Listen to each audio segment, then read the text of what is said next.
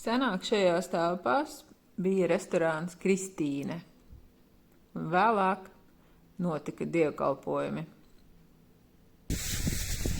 Mans darbs ir par mani pašu, par maniem resursiem, atbildību par tiem. Es iestājos pēc diploma skolā Anglijā. Man bija jābrauc uz klātienes interviju un jāved līdzi reāli darbi. Izdomāju uztaisīt darbu par pašu situāciju. Manās rokās koncentrējās viss plānā papīra viegluma svars. Darbu kopumu varēja salocīt un ielikt ceļojuma somā. Pēc tam aizbraukt, somu attaisīt, izveidot instalāciju, kura aptver telpu. Stāstot par saviem darbiem, es iedarbojos ar tiem.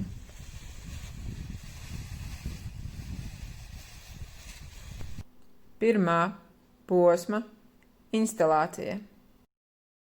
Vēl pirms brauciena izdevās uztaisīt izmēģinājumu instalāciju K2 korpusā un gūt vērtīgus secinājumus tālākam darbam. Materiāls bija pateicīgs kustībai. Atsevišķās darba daļas bija pašpietiekamas kā mākslas darbi. Tās izskatījās labi no attāluma un arī ļoti pietuvinot. Regulāri bildes ievietoju arī savā Instagram profilā. Tas bija kā regulāri vizuāli treniņi. Darbus veidoju akadēmijā, pārsvarā strādājot uz grīdas. Sagatavoju daudz izēju materiāla un veicu atlasi. Izmantoju plānu ietinamo papīru un tintas. Domāju par laiku arī studiju kontekstā. Mēs beigsim skolu un pametīsim ierasto čaulu, bet tukšās krēslu rindas ieguva vērienīgāku nozīmi ārkārtas situācijas apstākļos. Būt iemītniekam, ādā, čaulā, uzvilkto, novilkto. Uzreiz pēc atgriešanās no Londonas sākās ārkārtas situācija, un es domāju, mana darba nozīme ir tikai aktivizējusies. Varbūt palikušas 35 vasaras. Un kā ar šo, ja ir virtuāla aizstāvēšanās, ir jābūt virtuālam darbam. Tas būs veltījums maniem mīļajiem YouTube video. Un ne jau tikai maniem. Sāra Torntone savā grāmatā 7 dienas mākslas pasaulē raksta, ka mūsu skatīšanās kultūra un netik daudz grāmatu lasīšanas kultūra iespējams mākslu padara pat populārāku. Tātad es nolēmu strādāt ar to pašu materiālu, papildus lietot aerosolu krāsu un filmēt darbus atbilstošā vidē, miedarbībā ar mani. Devos meklēt atbilstošās vietas. Tai vajadzēja būt plašai, asociācijas rosinošai un ar nenosakāmu atrašanās vietu. Runājot par vietu, atkāpšos laikā mazliet atpakaļ. Maģistratūrā iestājos ar pieteikuma tēmu iemītnieki. Šī tēma mani pavadījusi 2 gadu garumā. Pagājušā gada rudenī sāku strādāt pie iedomu ainavām. No sākuma gleznoju uz audekla, vēlāk uz plāna papīra un pēc tam veidoju dažādas kombinācijas. Maģistra darba izstrādes laikā iedomu ainavas ieguva savu galējo veidolu.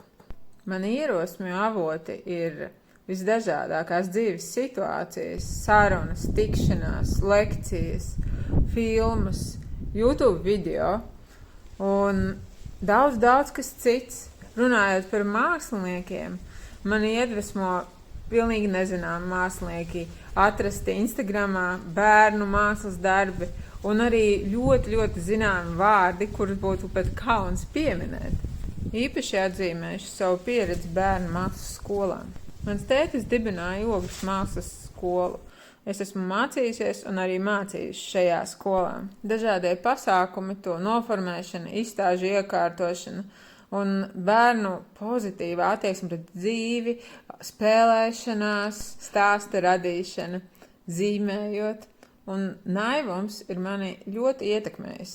Vēl viena būtiska ierosme ir manas studijas VKN nodaļā un komunikācija ar Ojāru Petersonu, kas vēl joprojām turpinās.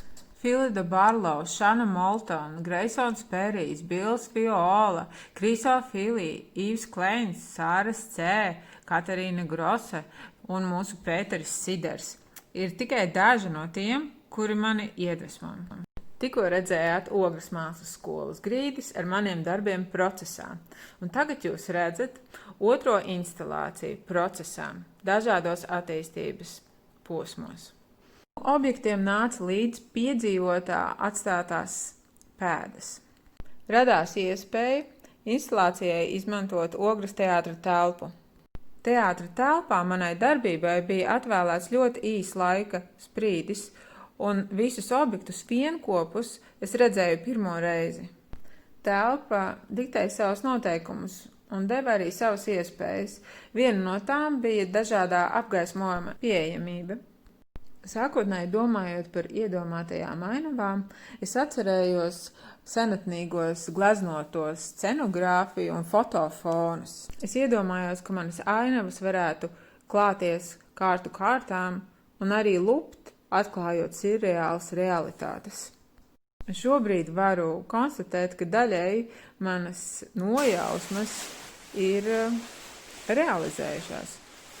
Atgriežoties pie video un fotomateriāla tapšanas, mazliet pastāstīšu par procesu. Katrai krāsai bija sava diena. Es devos pārsvarā viena pati ar somu, kurā bija darbi un arī statīvs, mobilajam telefonam, ar kuru arī veicu visu filmēšanu un fotografēšanu. Mobilā telefona ērā tas ieņem lomu, kāda ilgi ir bijusi papīram. Savas pēdējās video epizodes laikā es demontēju savu darbu.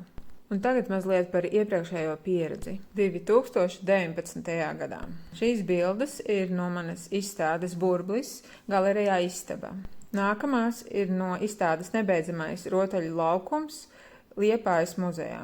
Kā redzat, krāsai un spēlei ir liela nozīme. Nākamā lieliskā pieredze ir instalācija Skices pieaugušo dzīvei izstādes akadēmija ietvaros. Pēdējā izstādes dienā es veicu savu pirmo apzināto performanci ar nosaukumu Es jums pastāstīšu par savu darbu. Šīs bildes ir no pēdējām rudens skatēm Mākslas akadēmijā. Vienā no telpām iekārtoju savu ekspozīciju ar nosaukumu Pusaudziskā intimitāte un veicu arī performatīvus elementus.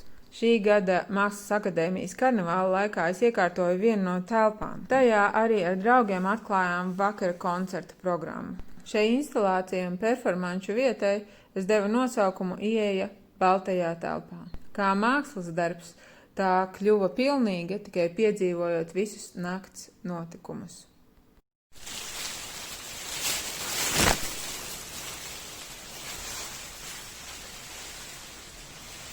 Pēc virtuālas aizstāvēšanās mums ir arī virtuāla izstāde. Lai veiktu manas instalācijas dokumentāciju speciāli šai virtuālajai izstādei, es izveidoju vēl vienu variāciju instalācijai. Telpā, kurā pārsvarā biju strādājusi 2 pēdējos gadus. Maģistra studiju ietveros Latvijas Mākslas akadēmijā.